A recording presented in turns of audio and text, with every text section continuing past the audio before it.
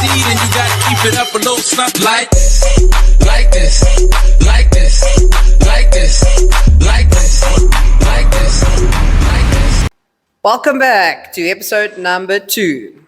Today we'll be covering push patterns and, more importantly, my favorite exercise of the whole wide world, the bench press. Yes. And not only is it Kim's favorite exercise, it is also Kim's most accomplished movement. For those of you that don't know, Kim is South Africa's strongest female bench presser. So she's quite the unit and knows a thing or two about bench pressing. These titties can take a lot of weight. Yes. So we're going to get into explaining some cues to get you set up for success on the bench. We're then going to run through some common errors made on the bench press. And then after our lovely little guest appearance by Rocky, we will then take you through how to apply bench press into your training and where it best fits. So how we're going to start off by getting eyes in line with the bar. This gives us a really nice point where the bar isn't too far back or too far forward. So then we unrack, we don't have to move the shoulders. We can keep those set shoulders well and in place. And speaking of the shoulders, how are we going to get them set? By getting Kim to drop these shoulders and then draw them back and into the bench. Really feel like you bring in those shoulders back into the bench and feel the pressure into the bench with them. From there, we're then going to move our feet slightly behind the knees. This helps assist the arch. It gets us into an anterior pelvic tilt, helps create a little bit more of an arch. How much of an arch you want, you can play around with how back or forward those feet are from the knees, but ideally behind them. This also allows that the hamstrings and glutes can be contracted better, and yet again creating a nice stable base. When we're bench pressing, our posterior chain, the tightness in our posterior chain creates the stable base that we need to push from.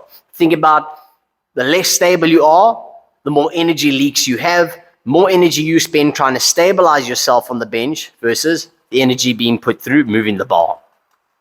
Then just before we go, we're going to give a nice big breath hold. This is going to elevate the chest even more in the rib cage and keep the shoulders back, and we unrack. From there, we then bring the bar down in a natural path, making sure the elbows stay in line with the wrists, and push up and slightly back, and then rack. Perfect. So to run through the wrist line and the push up and back slightly a little bit more, what we go through is, ideally, what we want to see is, as we press, we do not want the elbow to be in front or behind the wrist. We want the elbow well in line. This means that the line of force is coming from the elbow and the weight is right over that line of force. That's what we want to see. And in order to do that, some people will use the cue of tuck the wrists. Where I find a problem with tuck the wrists is often tucking the wrists is what can sometimes lead to too far of a tilt. So what I want you to think more about is tightening up the lat. That tightening of the lat will bring you a little bit of that tilt that we want and still make sure that elbow and wrist are nicely aligned. And then when we think about the push up, while we think push up and slightly back is our pec function is to bring arm across the body as well as slight elevation. So by going up, bringing the humerus across the body and slightly back, we're just incorporating a little bit more pec use. To run through some of the common areas that we see on bench, we're going to start off right again from the start, which is on the bench.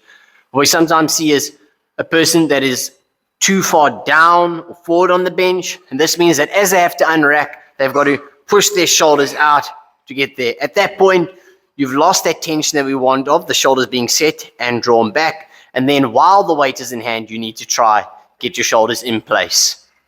All right. Then secondly, we then go into too far back. Now, from unracking, seems like a great idea. The downside of going from too far back is that as you press up, the likelihood that you hit the rack as you push forward is pretty high. So that's why we sort of suggest eye level, decent mid-ground to get started. So the second common error we often see is not using an arch. Now, you don't have to be a power lifter and use the arch for the sake of trying to move the weight for as little of a range as possible. Obviously, that is the goal of the powerlifter, and therefore they will maximize their arch as much as they can. However, an arch for a regular bench person, what it does, it one helps dig those shoulders into the bench, creating a stable press, as well as creating a more favorable position for your shoulder. So if we're talking about, stress on the shoulder joint over the long run, an arch is just going to help you slightly improve that.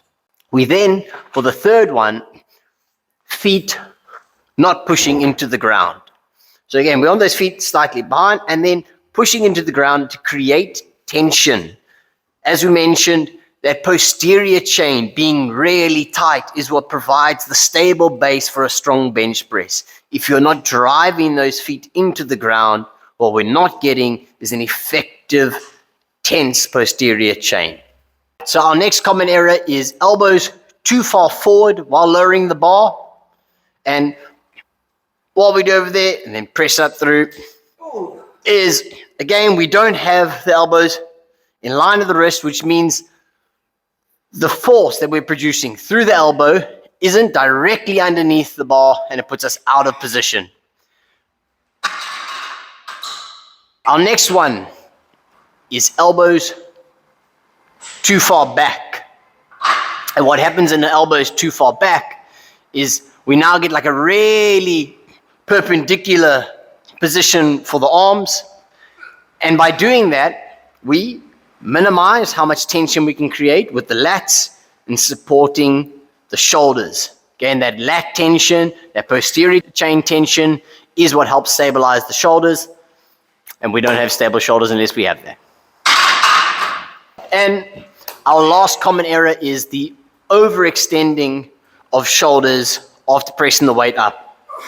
And again, what this does is you've worked so hard to create good tension in the posterior chain at the setup. And as you press, you overextend and lose that tension. Now, on a 1 rep basis, this can sometimes not be too problematic. But if you're working on blocks where, anything more than 1 rep, 2, 5, 8, 12, every single time you overextend, you lose the position of your shoulders, and you have to try to regain that or just sacrifice having a good shoulder setup. We talk about where to put bench press into one's training. I'm going to speak from a personal point of view. So bench press for me is an all year round exercise, whether I'm in season training for a powerlifting comp or off season. The only difference would be is the various types of bench press. So more in season will be a basic flat bench press.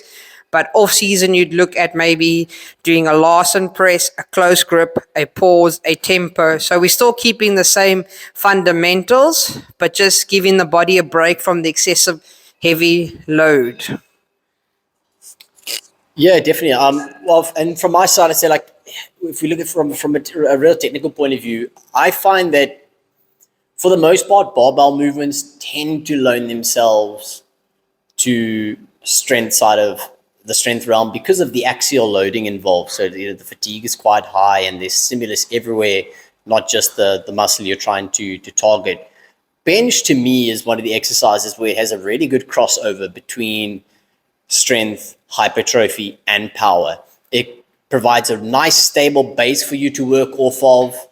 It doesn't involve a lot of axial loading where the spine is taking load. So in terms of central nervous system fatigue, it's not as demanding on your system compared to deadlifts, squats, bend over rows, big barbell movements.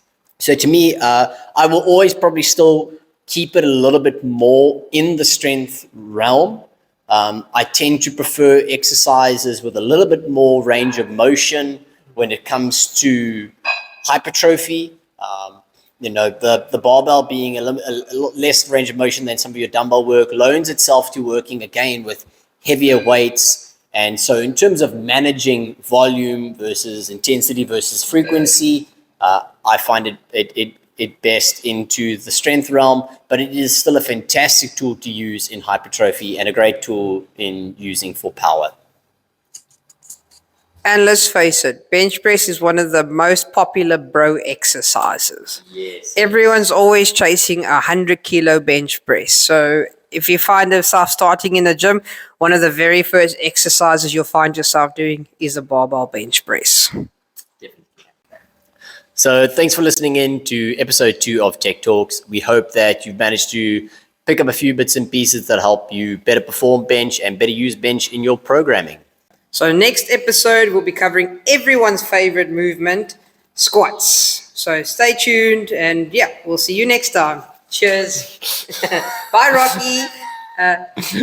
Cheers.